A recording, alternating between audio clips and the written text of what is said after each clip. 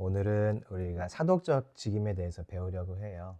5가지의 우리에게 주신 직임이 있어요. 그것은 사도, 선지자, 복음 전하는 자, 목사 또는 목자, 그리고 교사, 이렇게 5가지가 있고, 저번 주에는 이 5가지의 직분은 근본적으로 전도하고 구속사에 쓰임 받는 것, 그러니까 전도라는 측면도 맞지만 하나님이 하시려는 일이 무엇인지 우리가 구속사를 통해 확인을 했으니 그 구속사에 내가 동참하자. 그때 우리가 하는 일은 결국 전도잖아요. 그래서 제일 첫 번째로 복음 전하는 자에 대해서 배웠고, 오늘은 사도에 대해서, 사도적 직임에 대해서 한번 살펴보도록 하시죠.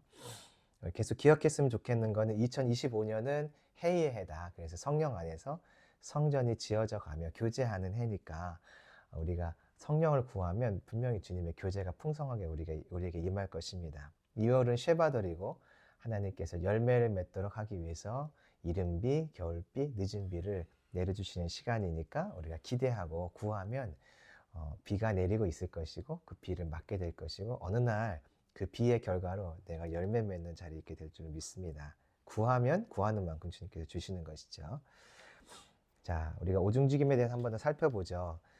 에베소서 4장 11절을 보니까 오중직임에는 총 5가지가 있어요. 사도와 선지자, 그리고 복음 전하는 자, 목사, 교사. 이렇게 하나님께서 5가지의 우리에게 직임적 은사를 주셨고, 우리가 보통 알고 있는 말하는 은사, 그건 고린도전서 12장 8절에서 11절에 나와요. 거기 보면은 지혜의 말씀의 은사, 지식의 말씀의 은사, 믿음의 은사, 병 고치는 은사, 능력 행함, 예언함, 영분별, 방언, 통변까지 이렇게 총 9가지의 기능적 은사가 있어요. 직임적 은사가 5가지고 그 5가지 은사를 가지고 사용하는 구체적인 이제 솔루션이 9가지 기능적 은사죠. 하나님이 그럼 왜 우리에게 이런 것을 주셨나? 오중직임을 주셨나? 그것은 에베소서 4장에 나와 있는데 한번 4장 우리 12절을 같이 읽어보시죠. 에베소서 4장 12절 말씀이에요.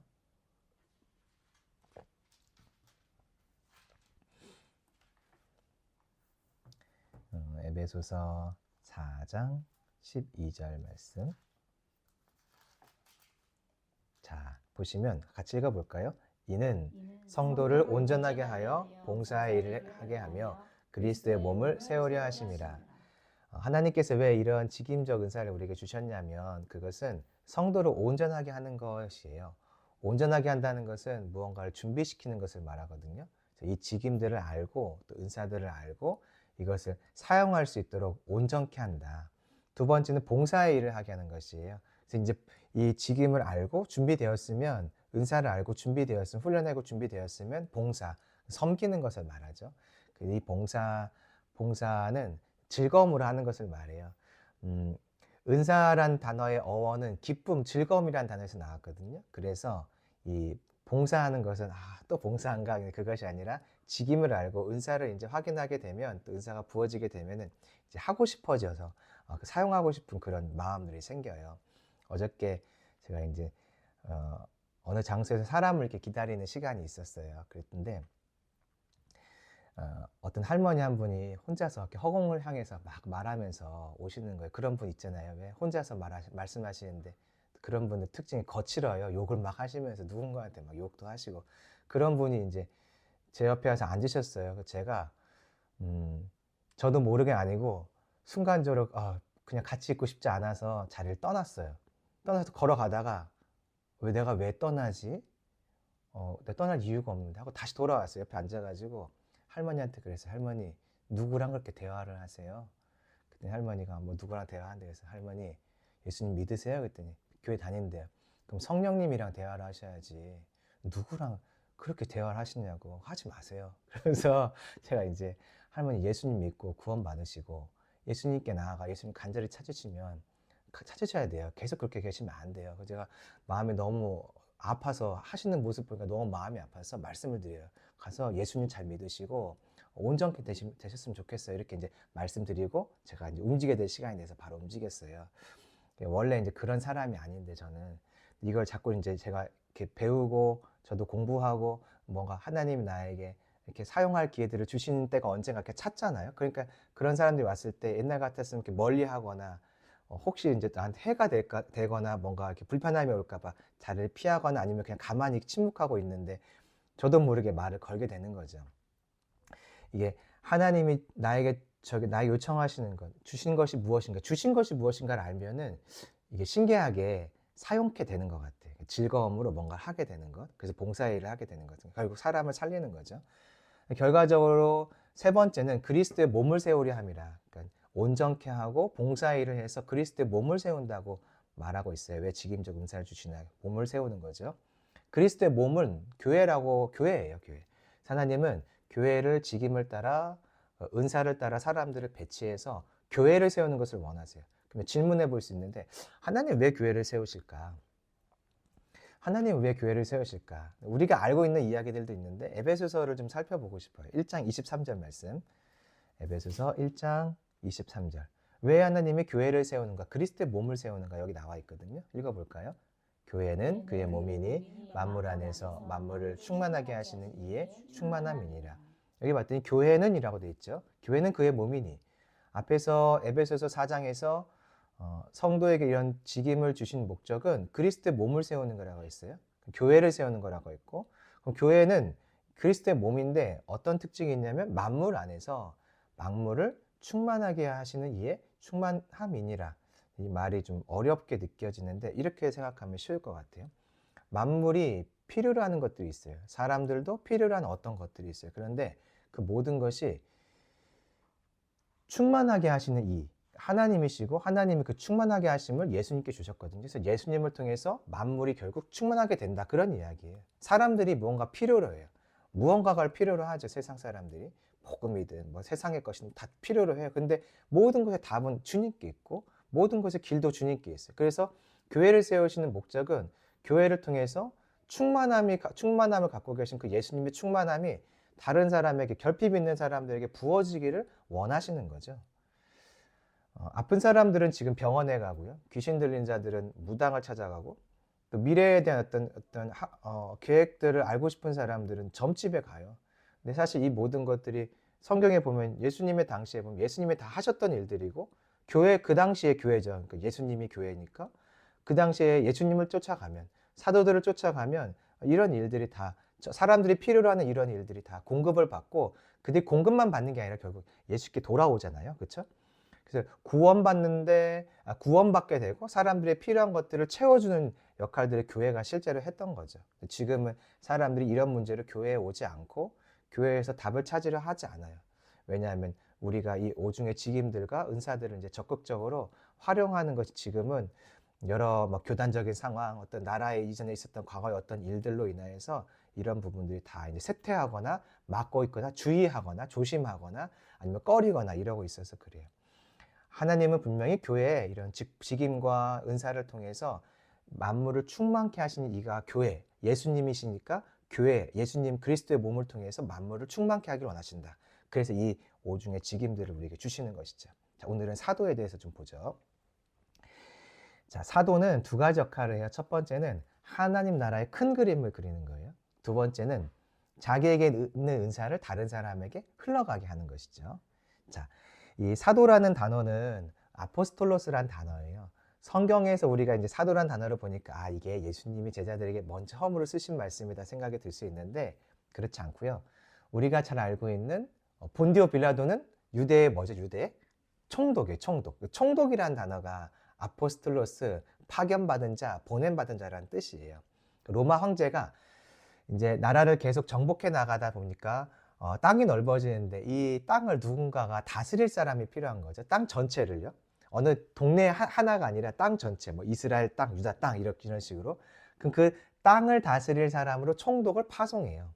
그때 쓰던 게 아포스톨로스, 그러니까 사도란 단어예요. 이 총독의 역할, 맡겨진 지역 전체를 염두에 두고 섬기는 자, 그가 바로 사도인 거예요. 그래서 이 총독은 자기의 영역에서 자기가 잘 섬기는 것만 목적이 아니라 결국 계속 나를 보낸 황제를 바라보게 하고 황제를 섬기게 하고, 황제 숭배는 좋은 것이 아니지만 이게 원리를 본다면 나를 보낸 이를 기억하게 하고 섬기게 하고 사랑하게 하는 역할이 이 총독, 보냄받은 자, 사도가 해야 되는 역할인 거죠.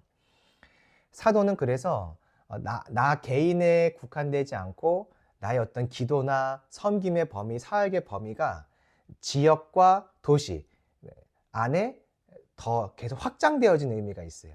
내가 속한 뭐 교회, 우리 가정, 나의 개인의 삶, 나의 미래 여기에 머무르지 않고 기도와 사역과 어떤 섬김의 그 범위가 우리 가정을 넘어서 함께하고 있는 공동체, 또 함께하고 있는 공동체가 있는 도시, 도시가 있는 나라, 나라와 나라 이런 식으로 넓게 넓게 하나님 나라가 큰 범위 안에서 이루어지는 것을 기대하고 기다리면서 그렇게 일하는 사람인 거죠. 그래서 이 특징이 뭐냐면 연합을 잘해요. 기꺼이 연합. 누구랑도 연합하고 누가 불러도 가요. 왜냐하면 이 사람은 내 인생의 어떤 것들이 커리어가 중요한 것이 아니라 하나님 나라가 크게 확장되길 기대하기 때문에 누가 불러도 가고 누가 같이 일하자고 해도 같이 하는 거죠. 성경에서 이런 사도의 역할을 했던 사람이 누가 있냐면 바울, 베드로, 요한 이런 사람을 들 수 있어요. 자, 바울은 우리가 잘 알고 있는 것처럼 한 곳에 머물면서 이렇게 사역했던 사람은 아니에요.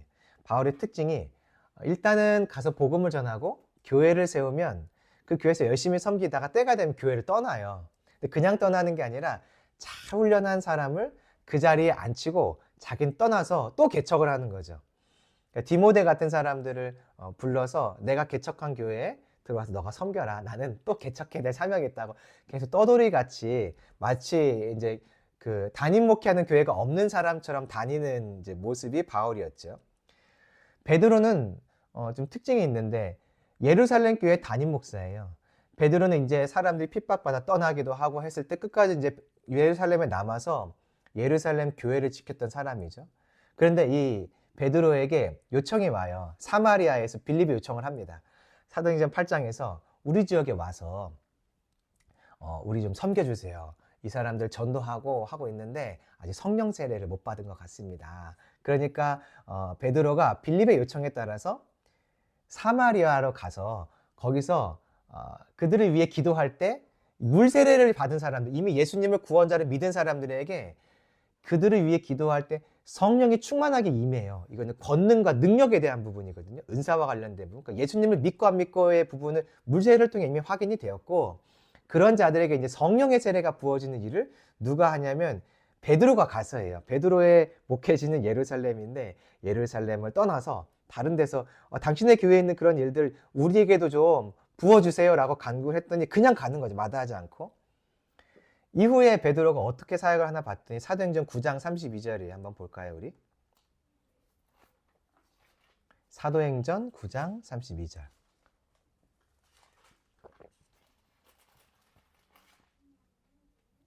자, 읽어보겠습니다. 시작. 그때 베드로가 사방으로 두루 다니다가 룻다에 사는 성도들에게도 내려갔더니 여기 보니까 베드로가 사방으로 두루 다닌다라고 돼 있어요. 예루살렘 교회에 따라 돌아가서 예루살렘 교회에 머물러 있어야 되는 사람인데 내 교회에만 머물러 있지 않고 사방으로 다녔다라고 돼 있죠. 여기 보니까 룻다에 갔다라고 돼 있어요. 룻다에 누가 있냐면 에니아라고 하는 중풍병 8년 된 사람이 있었어요. 근데 가서 그 사람을 기꺼이 고쳐줘요. 또 요빠에 가네. 요빠에 가서 다비다라는 여제자가 있는데 그가 죽었어요. 그래서 그를 살려주는 일도 해요. 그러니까 이 베드로는 한 곳에 머물러 있지 않고 계속 움직이는, 분명히 내 담임 목회 교회하는 교회가 있는데도 부르면 가고 또 그 교회에 있었던 이 은혜들을 여기에 똑같이 부어주세요 하면 또 가서 기도해주고 사람들 살려주고 하는 일들을 했던 거죠. 우리가 잘 알고 있는 베드로의 이동과 관련된 가장 잘 알려져 있는 이야기는 고넬료에게 찾아간 거죠. 사도행전 10장을 보면은 가이사랴에서 고넬료가 이제 이렇게 만나달라고 요청을 하게 되잖아요. 그때 베드로가 이방인과의 교제는 원래 율법상으로 금지되어 있음에도 불구하고 기꺼이 또 갑니다. 뭐 사마리아도 갔는데 못 가겠어요, 그렇죠? 그래서 가서 그의 그 가정에서 또 기도할 때 똑같이 성령이 부어져요. 그러니까 가서 이렇게 말씀을 전해주고 어떤 은혜를 끼치고 온 정도가 아니라 예루살렘에 있었던 그 성령의 충만함이 사마리아에 또 다른 지역에 그리고 그들이 요청하는 또 가이사랴에 똑같이 이 교회의 모습이 똑같이 세팅되고 똑같이 그 은혜들이 부어지도록 계속 사역을 하는 거죠. 우리 교회로 와라 뭐 그런 것도 있지만 내가 갈게 그러면서 사도는 하나님이 주시는 그 풍성한 은혜들이 많은 곳에 흘러가고 똑같이 세팅되고 하나님 나라가 계속 풍성하게 확장되도록 마치 내 교회가 없는 사람처럼 열심히 이것저것 다니는 사람, 큰 그림을 그리며 다니는 사람이 바로 사도인 거죠.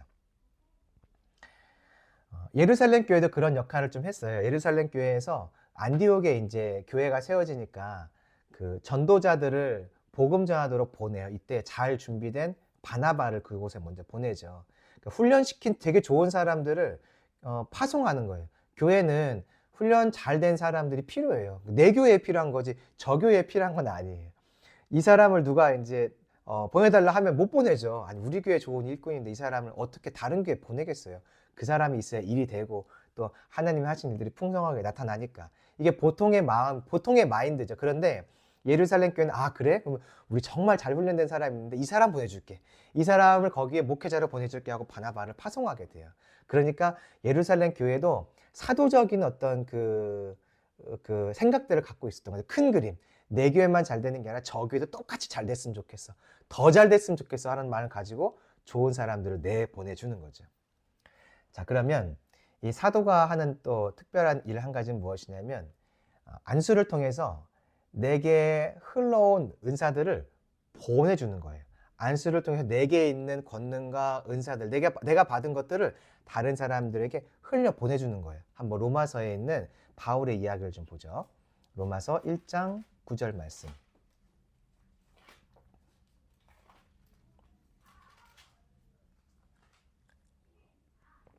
자, 1장 9절 읽어볼까요? 내가 그의 아들의 품 안에서 내 심령으로 섬기는 하나님이 나의 증인이 되시거니와 항상 내 기도에 쉬지 않고 너희를 말하며. 잠깐만요. 로마서 1장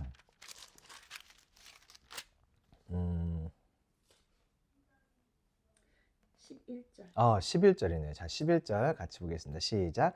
내가 너희 보기를 간절히 원하는 것은 어떤 신령한 은사를 너희에게 나누어 주어 너희를 견고하게 하려 함이니. 여기 보니까 바울이 어떤 마음이 있었냐면 신령한 은사를 너희에게 나누어 준다. 나누어 주고 싶었대요. 신령한 은사가 무엇일까? 이제 해석이 여러 가지가 있긴 한데 신령한 은사라는 것은 바울에게 주셨던 능력, 권세, 그 진짜 은사들을 말해요. 그래서 바울은 나에게 주신 이 은사들을 나만 가지고 나에게 찾아와 그럼 내가 다 도와줄게, 뭐 고쳐줄게, 회복시켜줄게 그런 게 아니라 다른 사람에게 그 똑같은 은사를 부어주어서 그도 같은 일을 하게 하는 이 마음이 있었어요. 근데 이 은사를 내게 주신 은사들을 다른 사람에게 흘려보낼 때 사용했던 방법이 무엇이냐면 안수예요. 자, 사도행전 8장으로 좀 가보죠.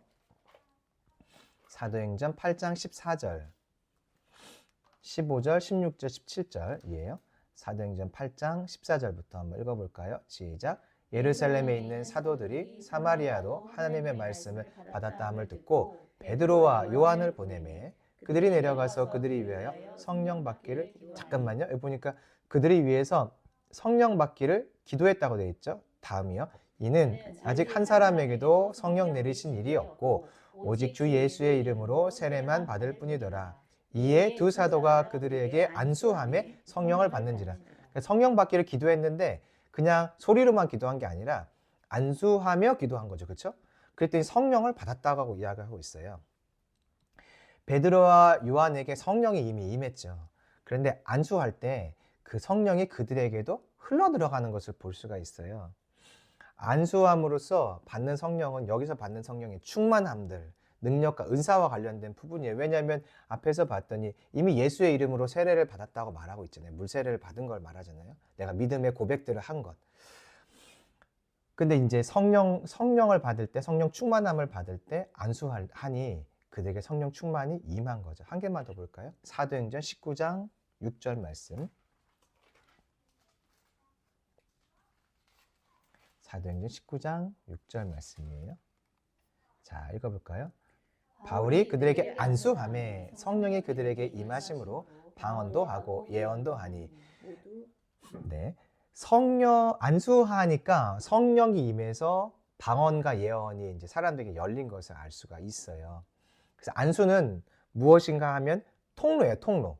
어떤 통로냐면 내게 주신 것이 흘러가는 통로예요. 자, 내게 주신 것, 조금 다르게 말하면 내가 갖고 있는 것이 흘러가는 통로인 거예요. 내가 갖고 있는 것이 흘러가는 통로라서 좋은 것도 흘러갈 수 있지만 안 좋은 것도 흘러갈 수 있어요. 이게 이제 성경에도 나와 있거든요. 이제 확인해 볼 건데, 구약을 보면은 안수에서 내게 있는 것들이 흘러가게 하는 것은 이미 하나님께서 우리 이스라엘 백성들에게 알려주신 방법이었어요. 한번 보죠. 레위기 1장 4절 말씀. 레위기 1장 4절 말씀. 자, 같이 읽어볼까요? 시작. 그는 번제물의 머리에 안수할지니 그를 위하여 기쁘게 받으심이 되어 그를 위하여 속죄가 될 것이라. 그 번제물 머리에 내가 안수하면 무엇이 넘어가냐면 나의 죄가 넘어가죠. 그러니까 내 안에 있는 것이 넘어가는 통로가 안수인 거예요. 안에 있는 것은 안 좋은 것일 수도 있죠, 그렇죠? 좋은 것일 수도 있고. 보니까 앞에선 좋은 것들이 넘어가는 예시가 나왔고 구약에서 봤더니 안 좋은 것도 넘어가네. 어쨌든 이것은 관과 같은 역할이에요, 관. 그래서 항상 열려 있거든요. 내 한쪽 편에 있는 것이 물이 위에서부터 아래로 흐를 때 관을 연결하면 그 관을 통해서 흐르겠죠. 그거랑 똑같은 원리. 위에서 어떤 물이든 이게 더러운 물이든 깨끗한 물이든 담겨 있는 그것이 관이 연결되면 다른 사람에게 연결되는데 그 관이 손의 역할인 것이고 그 손을 댈 때 내 안에 있는 것들이 흘러가네요. 그러니까 신약에서만 안수하여 내 안에 있는 것이 흘러간 것이 아니라 구약에서도 이미 내 안에 있는 것들이 흘러가는 통로로 손이 사용됐어요. 안수가 사용됐죠. 성경에 봤더니 꼭 손을 대지 않아도 흘러가는 일도 있어요. 열왕기 하를 볼까요? 열왕기 하 2장 14절 말씀. 열왕기 하 2장 14절 말씀입니다.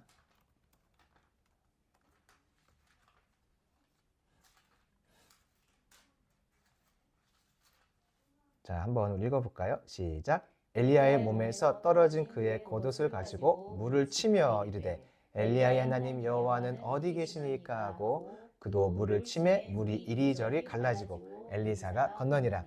엘리야의 몸에서 떨어진 겉옷을 엘리사가 받아서 엘리야 승천할 때 장면이거든요. 받아서 물을 쳤더니 물이 갈라지는 일이 일어나는데 누가 한 일이냐면 엘리야가 했던 일이에요. 그러니까 엘리야가 했던 일을 엘리사가 갑절에 나에게 그 똑같은 은혜를 주실 때 갑절로 달라고 간구했었거든요. 그의 겉옷을 받고 나가기 시작하니까 엘리사가 엘리야가 했던 일에 갑절 2배로 성경을 봤더니 엘리야가 했던 거에 딱 2배로 일들을 계속하고 있어요. 그러니까 안수하지 않아도 다른 사람에게 있는 것이 어떤 간구함과 어떤 보내주겠다는 그런 마음들, 받겠다고 하는 마음이 있을 때 이것이 뭔가 손을 대거나 어떤 공간, 무언가 물질을 통하지 않아도 넘어간다는 것을 볼 수가 있어요. 저번 주에 사람 만나는 일이 있어가지고 사람 만나고 나서 이제 헤어지려고 하는데 손녀가 아프다는 이야기를 이제 한 권사님이 해주셨어요. 그래가지고 이 말씀이 생각이 나서 권사님 제가 직접 가지는 못하니까 하나님께서 권사님의 손에 치료의 기름을 좀 부어달라고 기도했으면 좋겠어요. 그리고 그 손으로 가서 한번 기도해보세요. 이렇게 말씀을 드리면서 이렇게 손을 드시라고 하고 그냥 제가 기도하는 거죠. 하나님, 성령님 임하세요. 이 손에 기름 부어주세요. 치료의 기름 부어주세요. 하고 이제 혹시 손에 어떤 변화가 있으세요? 그랬더니 변화가 없으시대요. 그래서 다시 한번 했어요. 한 번 더 기도하시자 가지고 손을 이렇게 올리고서 성령님 임하세요. 이 손에 치료의 기름 부어주세요. 할머니의 그 자녀를 사랑하는 간절한 마음 가운데 주님이 그 마음에 기름을 부어주세요. 그래서 이제 기도를 하면서 물어봤어요. 손이 어떤 것 같냐 그랬더니 손이 뭐 이렇게 어떤 은혜가 있는 뭔가 이렇게 움직임이 있는 것 같아서 알겠다 됐다. 그러고 가서 손녀를 앉혀놓고 머리에 안수하면서 기도하는 방법을 좀 가르쳐 드렸거든요. 기도해 보시고 나중에 저랑 다시 만나요 그랬어요. 다시 만나면 이제 어떤지 또 알 수 있겠죠. 여기에 나온 내용을 한번 그냥 저도 이렇게 적용해 본 거예요. 주일날 저녁에 기도 모임이 있어서 기도 모임을 이제 진행을 하고 있는데 거기에 이제 2분이 한 분은 아내가 아프고 한 분은 본인의 손이 너무 아프시다는 거예요. 손이 있어요. 주먹이 안 쥐어지신대요. 손이 너무 아파가지고.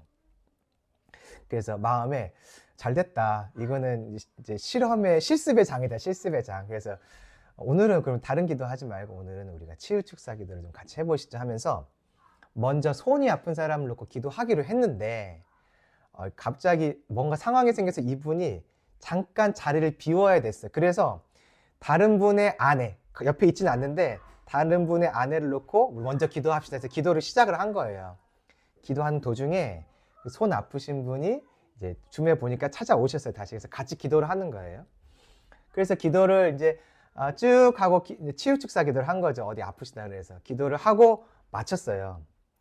그 다음에 이제 원래 그 손 아픈 분의 손을 놓고 우리가 기도를 시작한 거예요. 그분은 가만히 있으라고 하고 영상에 놓고 혼자 막 기도를 하는 거죠. 우리가 이제 둘이서 3명이서 모여가지고 하는데 영상을 보면서 기도를 하는 거예요. 그냥 그분을 놓고. 그 기도가 끝났더니 그분이 이제 웃으면서 하는 이야기, 그 손 아팠던 분이 웃으면서 하는 이야기. 사실은요, 저를 놓고 기도하기 전에 해결됐어요. 그러는 거에서 무슨 말이에요? 그랬더니 다른 분을 놓고 기도를 하고 있었잖아요. 근데 그분 옆에 있지도 않았어요. 남편의 아내가 다른 방에 있는데 그 아내를 놓고 우리가 기도하는 거예요. 기도를 하고 있는데 이 기도가 끝날 때 손이 갑자기 접어지더래요. 이게 손이 안 접어지고 있었던 건데 병원 갔는데도 이유를 모르고 고쳐지지도 않는다 이제 그런 상황이었대요. 근데 손이 갑자기 굽어졌다고 자기가 그럼 저희한테 보여주는 거예요. 손이 이렇게 굽어져요 하면서. 그래서 무슨 생각이 들었냐면 우리는 이분을 위해 기도한 건 2번째 기도인데 기도하기 전에 앞에 사람 놓고 기도할 때 이분에게 하나님의 치료의 은혜가 임한 거예요. 그래서 보면서 야, 이거 재밌다. 나를 위해 그 사람을 직접 놓고 기도한 게 아니라 다른 사람을 놓고 기도했는데 그 기도를 하는 동안에 하나님이 그 공간, 각자 있는 공간에 역사하신 거죠. 역사하신 거죠. 그래서 다른 사람에게 임해야 될 치료의 은혜가, 회복의 은혜가 이 사람에게 자기 순서도 아닌데 이 사람에게 임한 거예요. 그래서 손이 이렇게 굽어졌다고 하면서 그분이 하는 얘기가 내가 왜 이 아픈 것을 가지고 기도하지 않았을까 질문이 드네요. 그 말씀을 하시더라고요. 저한테는 미리 경험시켜 주셨던 것 같아요. 흘러간다는 거죠. 흘러가는 거.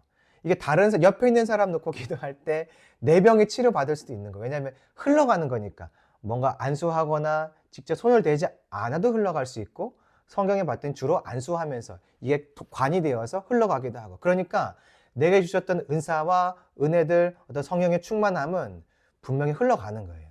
저한테 하나님이 확인시켜 주신 것 같아요. 미리 이거 공부하기 전에 확인시켜 주신 것 같아요. 그럼 이제 질문해 봐야 되는데 왜 능력을 나누어 줄까요? 굳이 왜 나누어 줄까? 2가지 이유가 있는데 한 가지는 하나님 나라가 급하기 때문이에요. 우리가 사는 이 세상은 세상 주관자는 사단이죠. 그러니까 세상에 있는 사람들은 살아있으나 다 죽은 자예요. 왜냐하면 사단의 영향 아래에 있고 그에게 속해 있으니까. 성도의 역할이 무엇이냐면 그 사단의 나라 가운데 있는 사람들에게 복음을 전해서 그들을 꺼내는 거죠. 꺼내는 거. 근데 하나님은 이게 다 보이니까 얼마나 급하겠어요. 우리가 아이들이 만약에 장난을 치고 있는데 저거 딱 보니까 사고 날 것 같은 상황이면 애들은 모르죠. 천진난만하게 놀지만 우리의 눈에 저거는 분명히 사고 난다 생각이 들면 부모의 마음이 다급해져요. 야 그만해 멈춰 하고. 아이들은 영문을 몰라요. 보이는 사람은 급해요. 우리는 잘 보이지 않지만 하나님은 이 세상의 그 주권자에 의해서 죽어가는 사람들, 이미 죽어 있는 사람들 눈에 다 보이실 거 아니에요. 우리보다 더 명확하게 아니라 다 보이시죠. 그분은 우리가 안 보일 뿐이지. 그래 주님의 마음은 급한 거예요. 그럼 급하니까 어떻게 하시겠어요? 사람들에게 능력으로 무장시켜줘서 바로바로 가서 하나님의 나라의 확장에 뛰어들기를 바라시는 거죠. 그러니 우리에게 주신 그 은사와 능력들이 다른 사람에게 바로바로 전달될 수 있도록 이 안수라는 기능을 우리에게 허락해 주신 거예요. 은사가 흘러 들어갈 수 있도록. 그럼 빨리빨리 군사가 되어서 더 많은 사람들을 구원할 거 아니겠어요? 2번째 이유는 하나 되게 하는 것이에요. 에베소서 4장 3절을 제가 읽어볼게요. 평안에 매는 줄로 성령이 하나 되게 하신 것을 힘써 지키라. 성령의 역할이 무엇이냐면 하나 되게 하는 것이에요. 하나 되게 하는 것. 요한과 베드로가 사마리아라는 도저히 하나 될 수 없는 그 민족들을 만났을 때 그들이 하나 될 수 있었던 것은 기름 부음을 통해서 성령이 임하는 것을 보고 저들이 개와 같은 자들이라고 우리가 절대 상종할 수 없는 자들이라고 생각했는데 아니구나. 저들도 우리와 똑같이 하나님이 사랑하셔서 성령을 베푸는 존재구나. 아, 성령 충만을 주길 원하셨던 거구나 하고 깨닫게 되면서 그들을 멀리하는 것이 아니라 이제 가까이 할 수 있구나 알게 되겠죠. 신자와 불신자가 생각하는 게 다르고 말씀의 기준을 누군 갖고 있고 갖고 있지 않고 그래서 같이 연합하기가 참 어려워요. 그러나 성령의 충만함을 가지고 은사가 부어지고 같이 은사를 사용하면서 보면 어떤 것이 깨달아지냐면 저들도 나와 생각이 다르지만 저 사람도 역시 나와 함께 이 주님의 나라를 위해 부름받은 자구나. 구속사를 위해 부름받은 자구나 하고 깨닫게 돼서 같이 일을 하고 연합하여서 하나님 나라를 세워갈 수 있게 되는 거죠. 그래서 하나님은 우리에게 능력을 나누어 주도록 요청하시는 것이에요. 능력을 나누어 주는 방법은 뭐 여러 가지가 있겠는데 우리가 저번에 같이 확인했던 것처럼 5가지 직임을 이렇게 확인시켜 주고 사도가 그런 역할을 하는 거예요. 사도 확인시켜 주고 확인되면 기름 부어주고 기름 붓는 기도를 하고 기름 부은 다음에 이제 훈련시켜 주는 거. 우리는 이제 이 훈련은 조금 뒤에 나중에 배울 거예요. 5가지 직임을 배운 다음에 그렇게 이제 우리가 사도가 이런 역할을 이제 해 주는 겁니다.